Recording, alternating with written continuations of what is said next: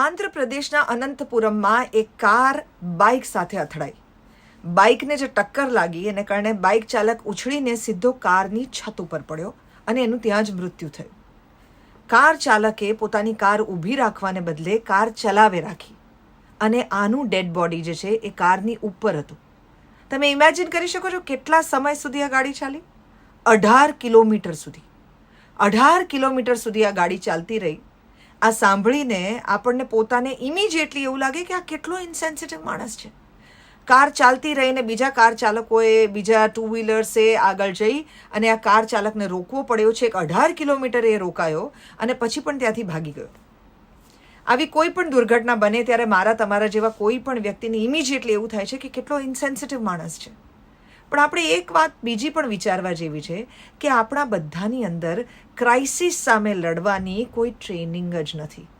આપણે જ્યારે પણ આ પ્રકારની દુર્ઘટના સાંભળીએ છીએ, કોઈ પણ હિટ એન્ડ રનનો કેસ સાંભળીએ છીએ, ત્યારે જેટલો ગુસ્સો આવે છે એની સાથે સાથે આપણે ક્યારેય એ નથી વિચારતા કે ધારો કે તમારા હાથે કે મારા હાથે આવો કોઈ એક્સિડન્ટ થઈ જાય, જે ઓબ્વિયસલી કોઈએ જાણી જોઈને ન કર્યો હોય, એને જ એક્સિડન્ટ કહેવાય. તો એવી સિચ્યુએશનમાં આપણે આ પરિસ્થિતિ સામે કેવી રીતે લડીશું?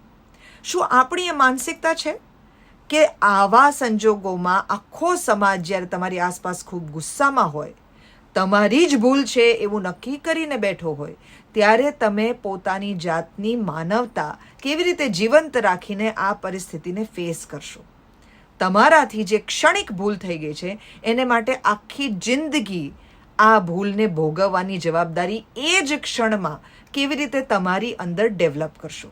આ હિંમત, આ સત્ય સ્વીકારવાની તાકાત, આ પરિસ્થિતિને બરાબર સમજીને ત્યારે જ એક જવાબદાર નાગરિક તરીકે એક્શન કરવાની તમારી રિસ્પોન્સિબિલિટી છે, એવું વર્તન તમારામાંથી એ જ ક્ષણમાં કેવી રીતે નીકળશે?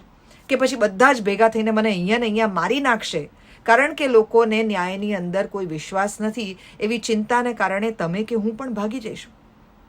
આ વિશે આપણે ક્યારેય વિચાર કર્યો નથી. ગુસ્સો કર્યો છે, સોશિયલ મીડિયા કે છાપા કે રેડિયોની ઉપર ખૂબ જ એંગરથી વાતો કરી છે ને અત્યારે પણ આ વાત સાંભળીને ખૂબ જ આક્રોશ આવે એવી જ વાત લાગે છે. પણ સાથે સાથે એક વિચાર તમારા મનમાં મૂકવા માંગુ છું કે ગોડ ફોરબિડ તમારા કે મારા હાથે આ થશે તો આપણે શું વર્તન કરીશું? એની માનસિકતાની પ્રેક્ટિસ અત્યારે જ કરવી જરૂરી છે.